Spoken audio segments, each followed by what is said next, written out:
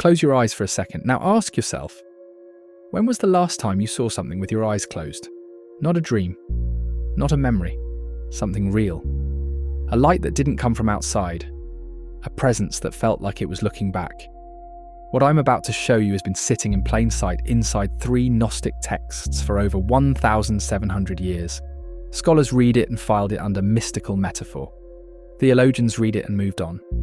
But a small group of contemplatives, some of them monks, some of them completely ordinary people, read it and did something different.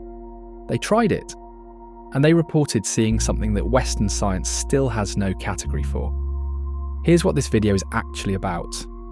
In Logion 50 of the Gospel of Thomas, a text that was buried in the Egyptian desert in 367 AD, specifically so it wouldn't be burned, Jesus gives his disciples an answer to a question that will be asked of them after death. The question is, where did you come from? And the answer involves light, a specific kind of light. A living light that moves, but here's the part that got buried inside the burial. 3 lines later, buried in what looks like simple dialogue, Jesus describes a 2-step practice. Not a prayer, not a ritual. A technique. Something you do with your attention and your eyes. He called the result rest. The Pistis Sophia calls it something harder to translate. The Apocryphon of John calls it the first thought, the monad's own act of seeing itself. Today you're going to find out what that technique is, where it comes from, and, if you stay until the end, how to actually do it. Not as metaphor, as practice. To understand what Jesus was pointing at, you need to understand the world he was talking to. 1st century Judea was not a spiritually naive place. It was soaked in competing cosmologies. You had Pharisaic Judaism with its meticulous legal framework, Essenes in the desert running rituals that predated the temple itself, Greek mystery schools still operating under Roman occupation, and a steady stream of what historians now call heavenly ascent literature. Texts describing in precise detail what a soul encounters as it travels upward through layers of divine reality. This was the intellectual air that Jesus breathed. These were the questions his audience already had, and into that context, the Gnostic tradition inserted one idea that changed everything. The idea was this: you are not from here. Not metaphorically, not poetically, literally. Your innermost nature does not belong to the material world, and something in you already knows this. The Gnostics called that something the divine spark, the pneuma, the fragment of the monad that got caught inside matter and forgot what it was. Now here's the part that most people miss, even people who've read about Gnosticism. The Gnostic problem wasn't sin. It wasn't moral failure. It was a perceptual problem. The Archons, the rulers of the lower cosmos described at length in the Apocryphon of John, were not primarily understood as evil beings. They were understood as creators of a system that produces sleep, a system that makes the divine spark forget it can see. And that's the setup for everything that follows. Because if the problem is a perceptual one, if what blocks you is a kind of imposed forgetfulness, then the solution isn't moral. It's not ethical improvement or ritual purity. It's waking up. And in the Gospel of Thomas, specifically in one of its most ignored passages, Jesus appears to have left a very specific description of how to do exactly that. But almost nobody saw it coming. Not even the scholars who spent careers on the text. The year is 367 AD. Bishop Athanasius of Alexandria sends a letter to every monastery under his jurisdiction. The letter is what scholars call his Easter letter. And inside it, he does something that will shape Western Christianity for the next 17 centuries. He lists the books that are acceptable, and he lists the books that are not.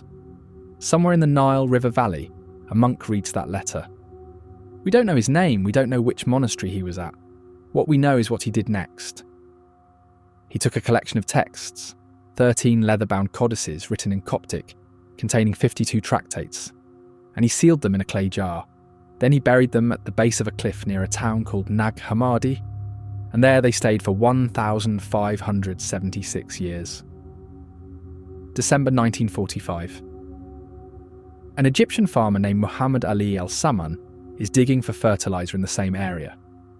His mattock hits something hard. He breaks open a sealed jar, Inside, the most significant collection of early Christian texts ever discovered, including the Gospel of Thomas. Now here's where it gets strange. Scholars immediately recognize Thomas as explosive. It contains 114 sayings of Jesus, many with no parallel in the canonical Gospels. Entire research careers were built on it, dissertations, conferences, books. But Logion 50, saying number 50, was treated as secondary. Interesting, yes, but mostly read as a description of the soul's origin, useful for understanding Gnostic cosmology. The operative instructions inside it were not recognized as instructions. They were read as metaphor. That's the inciting error, and it's worth sitting with for a moment, because it tells you something important about how we read ancient texts. We approach them looking for beliefs to analyze. We're not looking for techniques to practice. The monk who buried those texts was practicing. He knew exactly what he was protecting. From that moment in 367 AD, the technique went underground, but it didn't disappear. It went into the container that always preserves what orthodoxy refuses to carry: the contemplative and mystical traditions, Sufi heart practices, Hesychast prayer, Tibetan Dzogchen, the Rigpa, what the Tibetan Book of the Dead calls the naked awareness that recognizes itself at death. Different maps, the same territory, and all of them pointing back to the same two-step movement Jesus described in Logion 50. Let's read it. Logion 50. I'm going to use the translation closest to the Coptic. Jesus said, "If they ask you where did you come from? Say to them, we came from the light, the place where the light came into being by itself and established itself and became manifest through their image. If they ask you, are you it? Say, we are its children, and we are the elect of the living Father. If they ask you, what is the sign of your Father in you? Say to them, it is movement and rest." Movement and rest. That phrase stopped me the first time I read it seriously, not because it's complex, because it's so specific, not light and darkness, not above and below. Movement and rest. Those are two states of attention. Think about what your attention is doing right now. It's moving, scanning, processing audio, tracking meaning, following a thread. That's the natural state of ordinary consciousness. Constant movement. The Gnostics called this the condition of the fallen pneuma. Not evil, just moving. Always moving. Pulled outward by sensation, by thought, by the constructed world of the demiurge. The Apocryphon of John describes the Archons as generators of this movement. They don't keep you imprisoned through force. They keep you imprisoned through distraction, through the perpetual motion of ordinary mind. Now here's what the Pistis Sophia adds, and this is where it gets technical. In Pistis Sophia, chapters 1 through 7, there is a sustained meditation on what happens when the light power, the divine spark, stops its outward movement and turns back toward its source. The Greek word used is epistrophe, a turning, a return. The text describes this as something that happens in stages. First, a cessation of the outward pull. The movement stops, not because it's suppressed, but because something else becomes more interesting. The spark catches a glimpse of its own nature and turns toward it the way a plant turns towards sun. Second, what the text calls rest. Anapausis in Greek. Not sleep, not absence. A stillness that is more awake than ordinary wakefulness. Here's what makes this remarkable. The Tibetan Book of the Dead, written in a completely different cultural and linguistic context, no direct contact with Gnostic traditions, describes an almost identical two-phase process at the moment of death. First, the ordinary mind stops its habitual movement. Then, if the practitioner has been trained, something else arises. Rigpa, the recognition of naked awareness. The Tibetans call it self-luminous. It doesn't need an external source of light. It is the light. The Apocryphon of John uses the phrase, the light that illuminates itself. The Gospel of Thomas uses, the place where the light came into being by itself. The Tibetan tradition uses rangrig, self-knowing awareness. 3 traditions, 3 languages, 3 centuries apart minimum, the same technical description. This is not coincidence. This is what happens when people are describing the same actual territory. Now we get to the practice. Because all three of these traditions agree on something that contemporary neuroscience is only now catching up to. This recognition is not automatic. It can be trained. There is a specific movement of attention that makes it more likely. And in Logion 50, Jesus appears to compress it into two words: movement and rest. Not sequentially. Not first do this, then do that. Simultaneously. The sign of the Father in you is not movement alone or rest alone. It's the holding of both, the capacity to be in motion and in stillness at the same time. That is not a theological statement. That is a description of a specific attentional state. Contemplatives who practice what's sometimes called open monitoring, a form of meditation where attention is simultaneously expansive and still, describe exactly this quality. Moving with everything that arises, resting in something that doesn't move. The text isn't telling you what to believe, it's telling you what to do. But here's where most people hit a wall. Because movement and rest simultaneously sounds like a koan. It sounds like something that can only be understood after decades of practice under a qualified teacher in a monastery you can't get to. And for most of Christian history, that's exactly how it was treated. If it was treated as a practice at all. The institutional church didn't have a contemplative transmission for this. The hesychasts in the Eastern Orthodox tradition got closest with their practice of nepsis, watchful attention, and the Jesus prayer used as an anchor. But the direct, stripped-down technical description that seems to sit in Logion 50 was largely invisible, until people started reading Thomas not as theology, but as instruction. Here's the part you weren't expecting. The technique doesn't start with the eyes closed. Every mystical and contemplative tradition that I've referenced, Gnostic, Tibetan, hesychast, uses open-eyed practice at some stage. The Tibetan Dzogchen tradition is explicit about this. The recognition of Rigpa in its most stable form is an open-eyed recognition. Not trance, not withdrawal from the world. Presence in it, with something awake underneath, that presence that doesn't belong to it.